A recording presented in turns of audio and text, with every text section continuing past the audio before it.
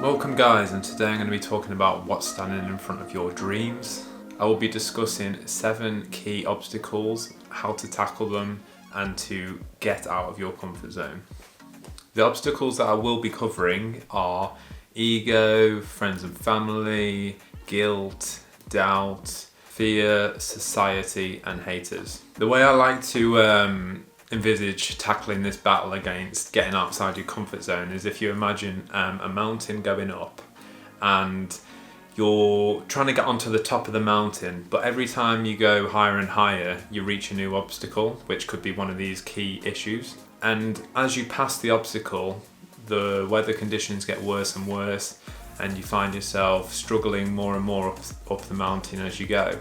But the key is to try and get as high as you can and to then parachute off the end of the mountain once you pass all the obstacles, and then you're fully out of your comfort zone.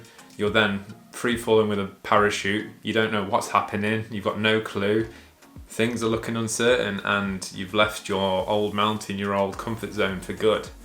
But as you go further and further down, you then land on soil, you start building another comfort zone, but this time the mountain that you've got to scale is twice as big as the one you've just scaled.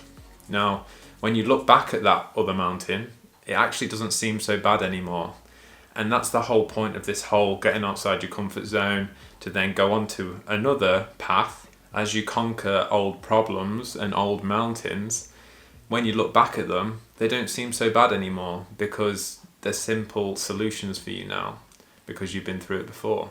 And that's kind of like the battle with life. You're just continuously going on a bigger and bigger mountain and getting outside your comfort zone. And that's kind of like the analogy I like to use anyway. So now I'll give you a few examples of guilt. When we're on our journey to conquer and pursue our dreams, one of the main problems is guilt. Now, parents can play a massive role in guilt. But they're not doing this on purpose. They're doing this because they really care about you and they don't want you to fail. What you find is that they like to push their opinion or their options onto you that they maybe wish they did as a kid. Some the main examples being sort of you're going to be a lawyer, a doctor or a failure. And because of these high paying salary jobs, they kind of like push their children into thinking that this is going to be the best for them. It also looks good on them as well because their son or daughter's done really well. But it just doesn't mean that you should be doing that just because it's a high paying salary job. You should be doing what you enjoy.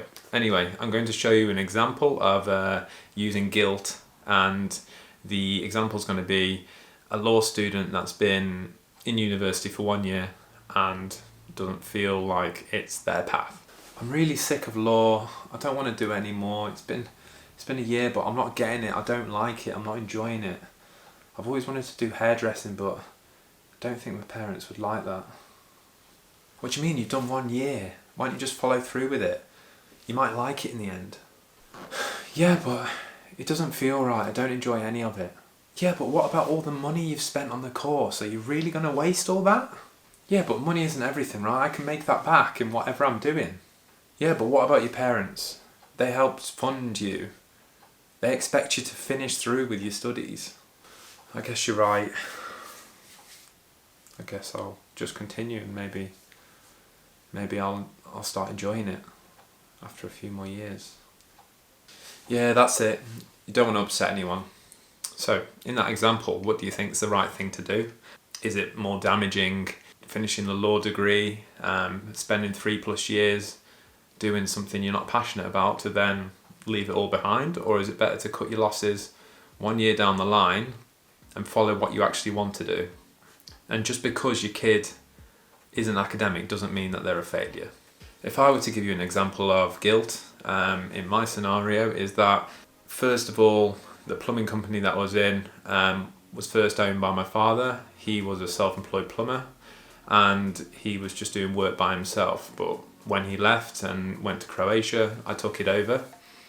And I kind of felt like a duty to carry it forward, like it was in the bloodline, or like, as you do, hand things over to your kids and all that kind of thing. So I felt like the guilt that, oh, I shouldn't be leaving this because it was once my father's. But the way I look at it now is that we managed to make a success out of it. We managed to 40 times the work that he had in the first place, made a successful team, made it top 3 plumbers in our area. So for me, like, mission successful.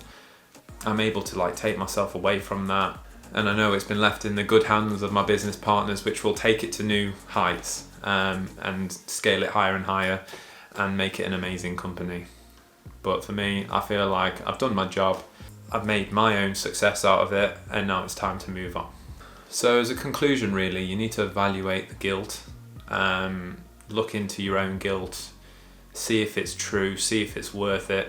You also need to have a conversation with maybe the person that's giving you the guilt. Maybe you need to have a conversation with your parents and say, this is how I'm feeling, what do you think about it? Or whoever it is. And you might be surprised at what they're going to say. You never know. You may think in your head that they're really going to disagree with this, they're going to think I'm a failure, they think I'm a dropout. But when you have the conversation with them, they may fully understand with what you're saying. And at the end of the day, they only wanted the best for you, and that's why they put you in that path. But if it's not for you, you need to be honest with yourself. That's the main thing. You're not living your life for anyone else. At the end of the day, you're living your life for you. So that wraps up today. The first part out of the 7 parts of what's standing in the way of you and your dreams. And I'll be covering those parts in different sections and other videos. So thanks for listening today, and I'll see you later.